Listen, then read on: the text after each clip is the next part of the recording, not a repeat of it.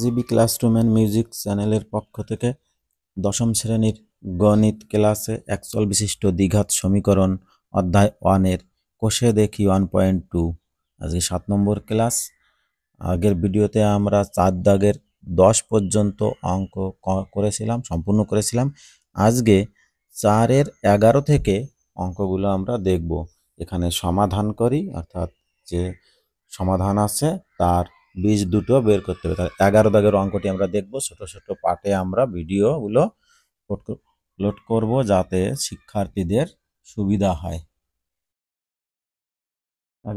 4-11 দাগে আছে x plus b x by a plus b x is equal to c x plus d by c plus d x. এই অঙ্কগুলো করার সময় আমরা কি করব? কোনাকুনি গুণ করব। কোনাকুনি গুণ করে একদিকে নিয়ে আসবো সবগুলোকে, দেখব কোনগুলো কাটাকাটি যায় এবং তারপরে এক্স এর মান বের করব।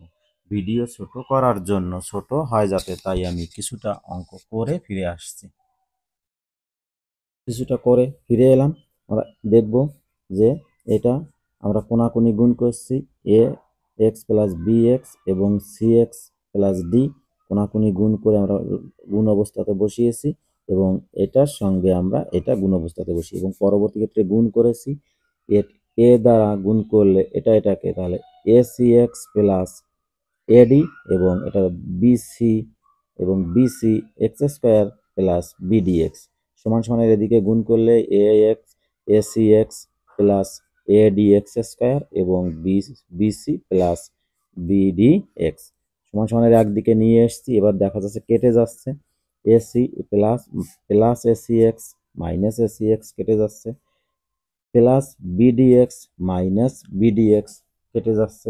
এবার যেগুলো আছে সেগুলোকে যদি আমরা একটু সাজিয়ে লিখি তাহলে দেখা যাবে আমরা প্রথমেই লিখব a d a d x square minus a d x square plus আমরা লিখব b c b c x square plus b c x square আমরা এক জায়গায় করলাম এবং plus a d minus b c minus b c সমান সমান 0।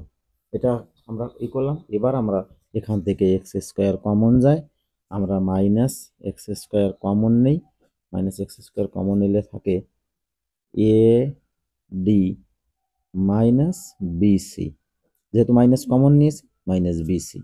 এখান থেকে আমরা কমন নেব প্লাস 1, তাহলে এ ডি মাইনাস বিসি।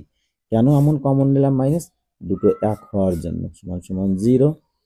বা আমরা এখান থেকে এক যেহেতু আছে a d minus b c common নেই, তাহলে এখানে থাকে minus x square plus 1 is equal to 0। এখান থেকে আমরা দুটো রাশির গুণফল 0, তাহলে এরা পৃথক পৃথকভাবে 0। আমরা এই রাশিটা না নিয়ে আমরা এখানে এটা দেখি, তাহলে আমরা কি করব যে x square minus x square plus 1 is equal to 0 বা minus x square is equal to minus 1, minus minus উঠে যায়, তার মানে x square is equal two 1 বা x is equal two plus minus 1। আমরা এটা করতে পারি, রুট ওভার 1 মানে 1 প্লাস মাইনাস 1। তাহলে আমরা দেখতে পাচ্ছি এক্স এর মান প্লাস 1 এবং মাইনাস 1। আশা করি শিক্ষার্থীরা বুঝতে পারবে। না পারলে বারবার ভিডিওটিকে একটু পিছন দিকে টেনে দেখবে, আশা করি বুঝতে পারবে। কোথাও যদি অসুবিধা হয় অবশ্যই জানাবে, আবারও পুনরায় আবার বোঝানোর চেষ্টা করব। 12 দাগে অঙ্কটি আছে 4-এর 12, 2x plus 1 plus 3 by x plus 2 x plus 1 is equal to 4, যেখানে x not is equal to minus half. X এর মান মাইনাস হাফ হবে না। এটা করার সময় ওই একই রকম আমরা কি করব? লসাগু করব। 2x প্লাস 1 এটা আমাদের লসাগু, এখানে 1, এটা এটা একই অংশ, তাহলে এটা স্কোয়ার হয়ে যাবে। মানে 2x plus 1 into 2x plus 1, তার মানে এক্স প্লাস 1 তার হোল স্কোয়ার প্লাস এটা কেটে যায়, তা প্লাস 3 ইজ ইকুয়াল টু 4। আমরা উপরে এ প্লাস বি হোল স্কোয়ারের সূত্র পড়েছে, সূত্রটা আমরা লিখে দেই।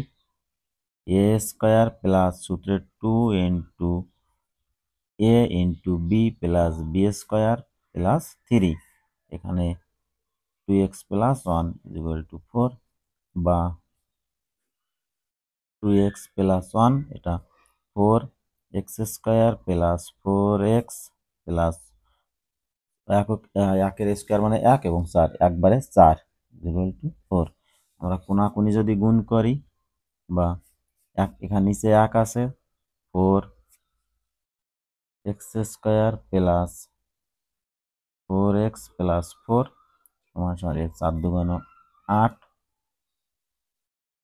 4 দুগুণ 8 প্লাস 8x প্লাস 4 সমান সমানের একদিকে যদি নিয়ে আসি, সমান সমানের একদিকে নিয়ে আসলে আমাদের 4x square plus 4x plus 4 minus 8x minus 4 is equal to 0। Plus 4 minus 4 কেটে যায়, এটা মাইনাস 8। তার মানে আমাদের এখানে হচ্ছে 4x square minus plus 4x minus 8x, তাহলে মাইনাস 4x ইকুয়াল টু 0। আমরা এটা যদি একটু এখানে করি তাহলে কেমন আসছে? এখান থেকে আমরা কি কমন নিতে পারি? 4x কমন নিতে পারি। তাহলে এখানে আমাদের থাকছে 4x, তাহলে x এখানে আছে x, এখানে কিছু থাকে না, মাইনাস 1 ইকুয়াল টু 0। দুটো রাশির গুণফল 0 মানে তারা পৃথক পৃথকভাবে 0। তার মানে এখানে 4x equal to 0, x equal to 0/4 মানে অতএব x ইকুয়াল টু 0।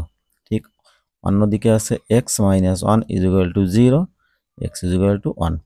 তাহলে আমরা দুটো বীজ পেলাম সমাধানের, x ইকুয়াল টু 0, 1 দুটো। আমরা এর পরের ভিডিও 13 দাগ দেখব। 13 দাগের অঙ্কটি একবারে আমি করে ফিরে এলাম। অঙ্কটি x plus 1/2 plus 2/x plus 1 is equal two x plus 1/3 plus 3/x plus 1 minus 5/6। এই অঙ্কটি করার সময় আমরা কি করব? নিচে যেগুলো সংখ্যা আছে সবগুলোকে একদিকে এবং নিচে যেগুলো x আছে সেগুলোকে একদিকে নিয়ে এসেছি। এবার যোগ বিয়োগ করলে এখানে লসাগু 6 যোগ বিয়োগ করেছি, এখানে লসাগু x প্লাস 1, এটাও যোগ বিয়োগ করলে 3 - 2 হয়, এবং এখানে যোগ বিয়োগ কাটাকাটি করলে x প্লাস 6, নিচে 2 এবং 3 বিয়োগ করলে 1, x প্লাস 6। কোনাকুনি গুণ করলে দেখা যাচ্ছে আমাদের এখানে হচ্ছে x square plus x plus 6x plus 6, এদিকে কোনাকুনি 6 6।